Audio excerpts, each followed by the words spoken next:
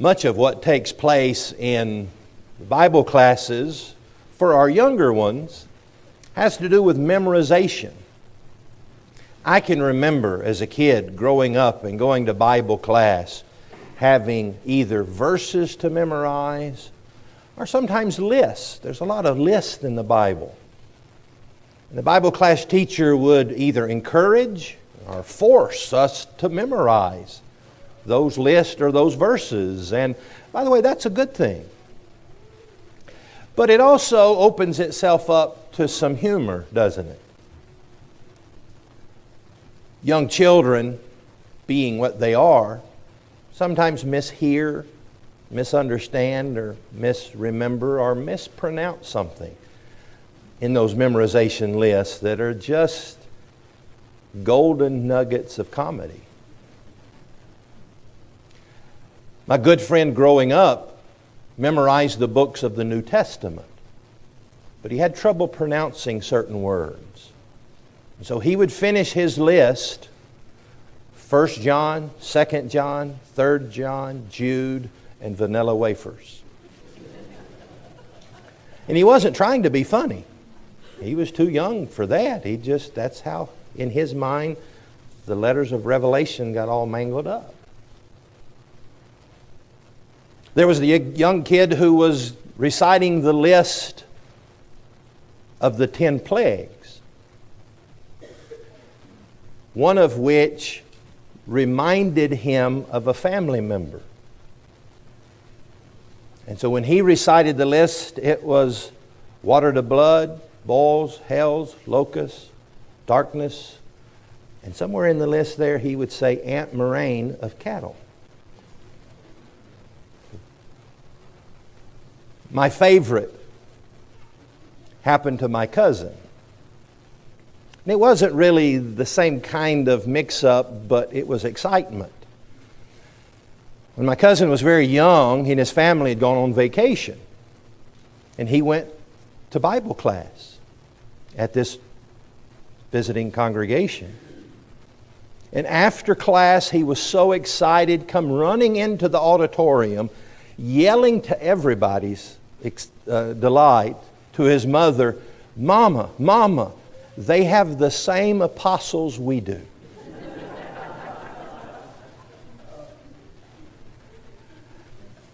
I want to talk to you about those apostles this morning. Another funny one, by the way, the Bible class teacher asked the class, "What are epistles?" And the little girl says, "Those are the lady apostles." But they're not. But I want to talk about the apostles this morning, and I think this lesson will segue somewhat to our brand new family theme for this year. You remember that our family theme is found from the book of 2 Corinthians chapter 4. We talked about that a couple weeks ago. But the statement is, we do not lose heart. I think the apostles are good illustrations of that theme. They personified that theme, did they not? Of 12 men, we're going to see 12 varied men struggling at times, but they did not lose heart. And so let's talk about these 12 men and what lessons we can learn from them. But before we do that, before we start talking about the practical applications, let's pretend that we're in Bible class. Did you have to learn the list of the apostles?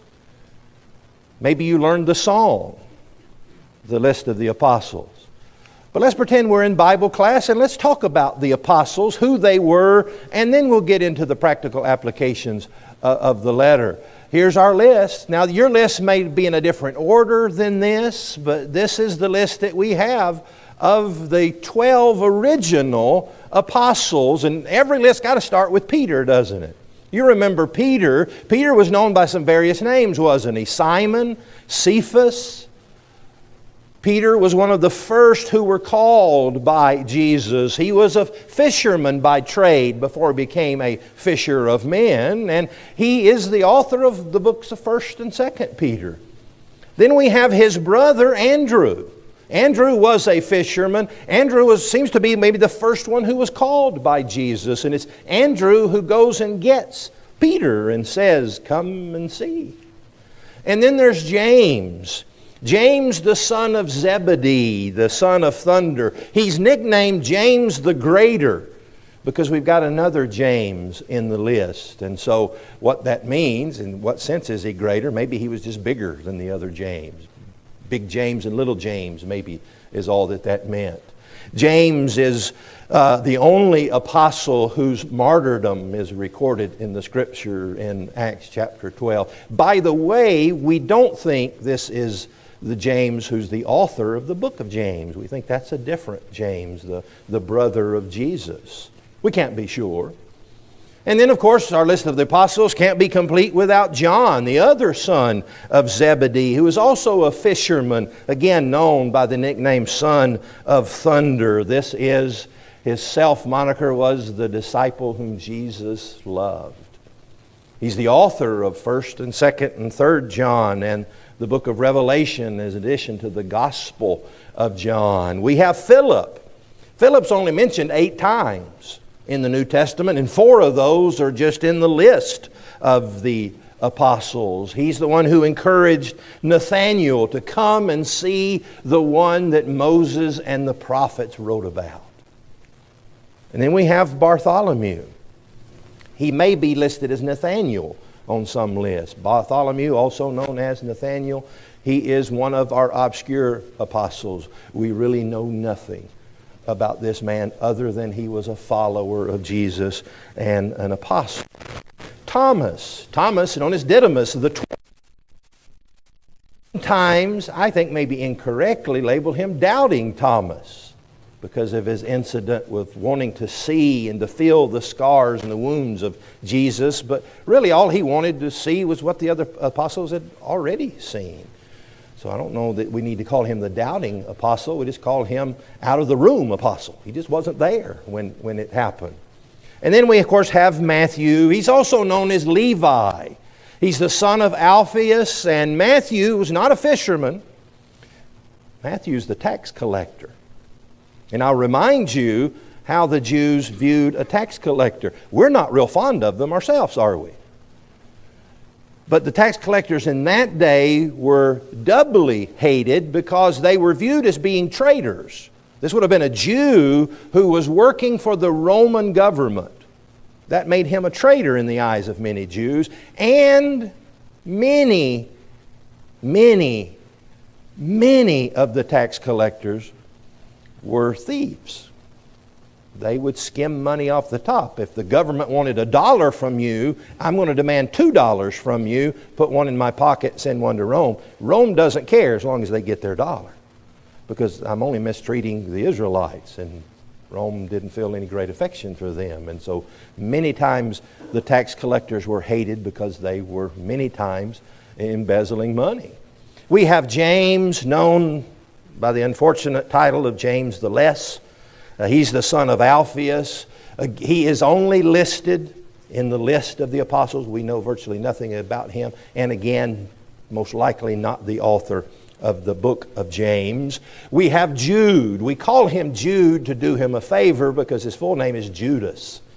And in fact, sometimes the Bible will do him a favor and say Judas, but not that Judas, not Iscariot. He is the son of James, or actually the text says of James. The son of James, brother of James, we're not sure. He's known by a couple other names. Thaddeus, he may show up as Thaddeus in a list. Lebbaeus, sometimes he's known by that name in some of the list of the apostles. Then we have Simon, not Simon Peter, who's first in our list, but he's known by the title Simon the Zealot. Now, is that describing his personality? Is he just a zealous person? Most likely, most scholars think it's describing his political leanings. There was a sect of the Jews known as the Zealots who wanted to overthrow, even if need be, violently overthrow the Roman government and set up their own form of rule. And we think that that's probably what Simon was previously. We're going to notice, you already notice, some potential conflict. We have Matthew, the tax collector, who's working for the government, and Simon the Zealot, who hates the government and wants to overthrow them. And then we have, of course, infamously, Judas. Judas was the treasurer of the group, but also the thief of that treasury of the group. And of course, he's most infamously remembered as the one who betrayed Jesus with a kiss for 30 pieces of silver. And also his ending is well known. He took his life. James and Judas are the only ones whose deaths are recorded. James gave his life for the Lord. Judas Iscariot took his own life because of his betrayal of Jesus. Now, when Judas dies, the book of Acts begins with finding a replacement for him, and that replacement is known as Matthias. And so we could call Matthias the 13th apostle, but in a sense, he's still number 12, isn't he? Because he's just filling up the number to 12. We don't know much about Matthias. All really we know about Matthias are the qualifications that had to be met. That he had to be with Jesus, had to be a witness of the resurrection, and Matthias' appointment is recorded there in the first chapter of the book of Acts. And then, of course, we said James is killed in Acts chapter 12 by Herod. And we now have Paul. I'm not saying Paul is a replacement for James, but I find it interesting, and that's all I'm saying, it's interesting, that we always just had 12. We end up with 14 men who serve in this office, but at any given time, we only had 12 was the maximum number. Matthias, the 13th one, takes that 12th spot of Judas Iscariot. Paul becomes an apostle after the death of James, and so he takes the 12th slot again. And of all the apostles, although he's not in the song, or it wasn't in the song that I learned at least, in the original list of the apostles, he's the most famous and well known and probably well loved of all the apostles because he dominates the latter part of the book of Acts. He dominates those epistles, which aren't the lady apostles, they're the letters written to the churches. You know that. He wrote most of those 12, some would say even 13 of those letters were written by the inspired pen of Paul. And so those are the 12. When we talk about the apostles, that's the 12 that we're talking about. But what lessons can we learn from these 12 men? And when I say lessons, I'm not saying lessons from their writings or the words that we have recorded in the Gospels, but just by observing the behavior, the action, the work, and as we're going to see, the commitment of these men, what can we learn? One thing that we can learn is God can use all types. There was no really uniformity in this list, was there? Jesus didn't go out seeking 12 men who all fit the same personality profile. We have some fishermen. We have a tax collector. We have a zealot who's maybe his job, or at least his almost full-time hobby, would have been putting up posters railing against the Roman government. We have a former persecutor of these men who would be added to this list. But somehow they all work together. And consider their personalities. You have the boisterous Peter, whose foot-shaped mouth often got him into trouble, who would always barrel through first and, shoot first and ask questions later kind of personality. And then you had the quieter Andrew, his brother, who seemed content to kind of sit in the second or the third row of the apostles. Was never the first to raise his hand or to speak up or to act. You have the fiery brothers, James and John. They were nicknamed the sons of thunder. Most think that was not referring to their parents, but referring to their personalities. That they were maybe somewhat like Peter, fiery and boisterous. You've got kind of the skeptical Bartholomew, who when first hears of Jesus says, "Can any good thing come out of Nazareth?" And when Jesus says of Bartholomew, "Here is a man in whom there's nothing false," He says, "How do you know me?" And so Bartholomew wants some proof. He's a bit skeptical. There's the outsider, and there's no doubt he would have been the outsider in this group, Matthew, that tax collector among all these Jews, and even that zealot, Simon. And then there's the eager, hard-working Paul, who spends his life trying to undo the damage that he did, knowing all along that he was fully relying on the grace and the forgiveness of God. But God chose these men. And somehow this ragtag, varied bunch of men worked. That kind of describes the New Testament church, doesn't it? Kind of describes most local churches. Look with me in Romans chapter 12. We could turn to 1 Corinthians chapter 12 that says much the same thing. But look at what Paul says in Romans chapter 12. Let's begin reading in verse 4. I want to encourage you to read the text in 1 Corinthians 12 that corresponds to this and really is a more lengthy reading that talks about this. The idea that we're going to be different. We're going to have different talents and energies and personalities. But guess what? That's a good thing. Romans 12 verse 4 says, "For as we have many members in one body, but all the members do not have the same function. So we, being many, are one body in Christ, and individually members of one another, having then gifts differing according to the grace that is given to us. Let us use them." And we'll just pause there.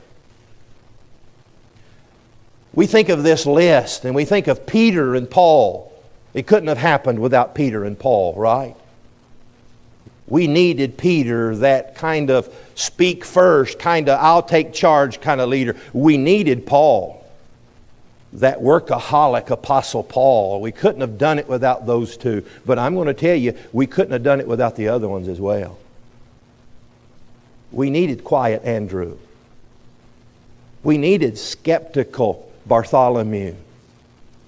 We needed the outsider, Matthew. We needed the conspiracy theorist, Simon the Zealot. We needed all of them to work together and bring what differing gifts they had to the work and accomplish those things. And so what's the application for me? What about me? I need to see that there's a place for me in the kingdom. I need to see that there's a need for me in the kingdom. Be honest with yourself. Look at that list of 14 men, and please take Judas Iscariot off the list before you do this exercise. Who do I identify most with? Be honest. Are you the leader, the outspoken, the boisterous Peter? Are you the hard-working, nose to the grindstone Paul? Are you the outsider, Matthew? Are you the skeptical Bartholomew? Are you the obscure James the Less? Find yourself. Be honest with the talents, the works, the energies, all of those things that you possess by the grace of God. Not like the spiritual gifts of the first century, but they're still gifts of God. The talents, the energies, the possessions that you have. And find your place. And recognize there's a place for me. There's a need for me. And what I can bring to the kingdom. And to the local church. Use that. Find one of the shepherds, find one of the deacons and say, I can do this. Where do I need to serve? And even beyond that, there's many things that you can do that don't need the direction of the shepherds or the deacons. That you can just say, I can do this. I can do that. Here's my place. And so I need to see that there's a place and there's a need for me. And I also need to understand, and isn't that the point of Romans 12 and 1 Corinthians 12? I need to recognize, humbly recognize, that there's a place and there's a need for you. Even though you're much different than me. And your talents and your energies and your personality is much different than mine. I need to appreciate what you bring to the table. If I'm the Peter, I'm not going to be upset that Bartholomew and Jude and Simon the Less is not doing what I'm doing. I'm not going to be too critical or judgmental just because your offerings differ than mine. God can use all types. Another lesson that jumps out at the pages of history to us from the apostles is that growth, real spiritual growth, takes time and therefore requires patience. Think about these apostles. When you read the Gospels, we're frustrated at the thickness of these men sometimes, aren't we? Look at some examples here. Let's look beginning in Mark chapter 4. We could go on, but we'll limit our reading. Let's look at Mark chapter 4 and verse 40. We read the Gospel accounts and we just get so frustrated that they didn't understand. Mark 4 and verse 40, and they ridiculed him, but when he put them all outside, I'm in Mark 5. Back up. Mark 4 verse 40, but he said to them, to the apostles, why are you so fearful? How is it that you have no faith? Even Jesus was frustrated with these men and the slowness of their progress at times. Now turn over to chapter 6. Mark chapter 6, beginning in verse 51. Then he went up into the boat to them, and the wind ceased, and they were greatly amazed in themselves beyond measure, and marveled, for they had not understood about the loaves. That's the feeding of the multitude. They had not understood about the loaves because their hearts were hardened. They didn't get the point of what had just happened. And we wonder why. Why couldn't they see that? Look over in chapter 8. I'm still in Mark. Mark chapter 8. And look beginning in verse 14. Now the disciples had forgotten to take bread, and they did not have more than one loaf with them in the boat. Then he charged them, saying, take heed, beware of the leaven of the Pharisees and the leaven of Herod. He was imparting to them a great spiritual warning. But look at their response in verse 16. And they reasoned among them, saying, is it because we don't have any bread? And you just... He's not talking about bread, guys. He's talking about the influence that these people can have against you. Bread just spurred the thought. He's not talking about bread.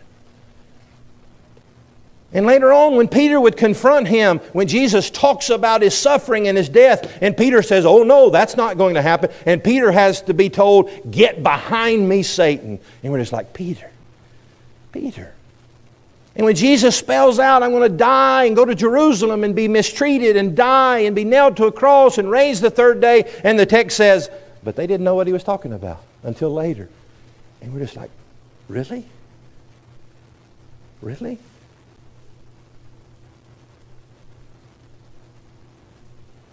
And then we think about the hour of trial, where Peter would brazenly and openly deny him 3 times. And the only reason, probably, that the other 11 didn't deny him is because they were too busy running away, scared.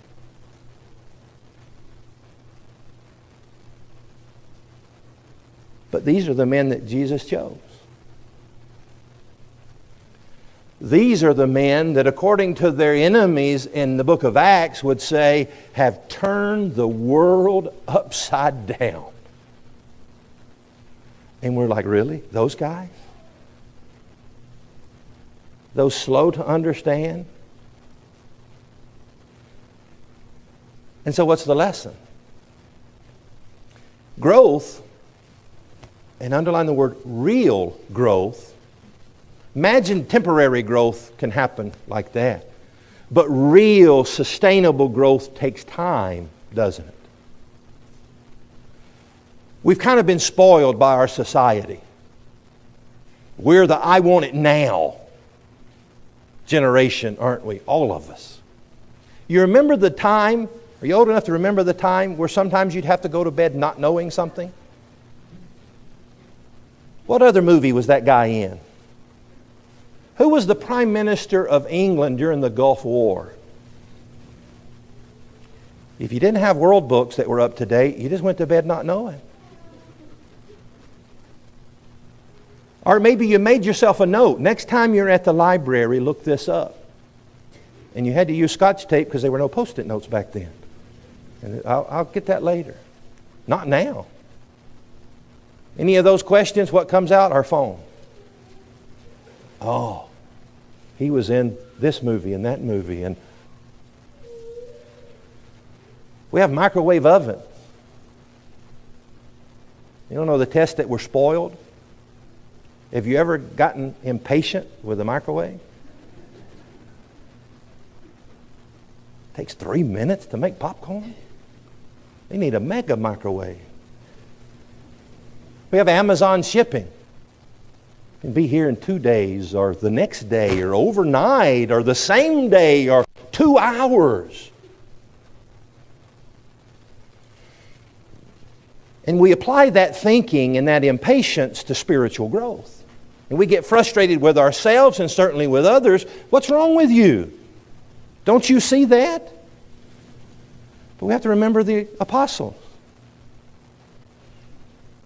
Now, when we think about growth, we need to understand there's a balance. Growth is demanded. Read Hebrews chapters 5 and 6, where they were chastised for their lack of growth. So we're not saying growth shouldn't take place, and don't worry about it. There has to be growth. These apostles grew. They would not have turned the world upside down with the knowledge and the understanding that we read about in the Gospels, would they? They had to grow. But we also need to understand that growth, real, sustained growth, takes time. And so we need to be patient. How do we respond to spiritual weakness? How do we respond to biblical misunderstanding? Are we patient? Are we encouraging? Are we teaching? Do we have the patience of Jesus that He had with these 12 men? And then the last lesson I see in these 12 is that being a disciple of Jesus demands commitment. Say what you will about these ragtag, sometimes slow to understand, at times just downright disappointing men. But they had commitment. They spent their lives. We said that only one of them, martyrdom, is recorded in the Scripture. History and legend, you take this with a grain of salt, but history and legend says all of them but one died a violent death because of their commitment to Christ. Aside from that, the Scriptures record the imprisonments, the beatings, the stonings, the threat, the near death of these men. That took commitment.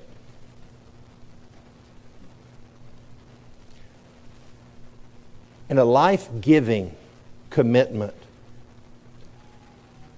from men, all of which at one time either denied Him ran away in shame from Him? Or like that last apostle, just outright put people in prison and death opposing Him? What a lesson of grace these men are.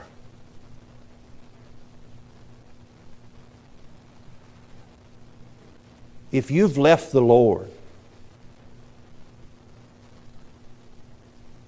if you've denied Him and opposed Him, or just walked away or ran away, you, like these 12, can come back. And come back with a level of commitment that can only be described as you turning the world upside down. You remember what Jesus said to Peter in the midst of him predicting that he would deny Him? You're going to deny me 3 times, Peter. Yes, you are, Peter. 3 times this very night you're going to deny me. But He added these words. But when you return, strengthen the brethren.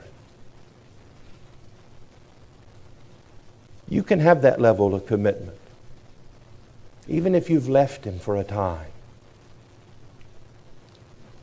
And that's a lesson that we learn from these 12 messed up, mixed up,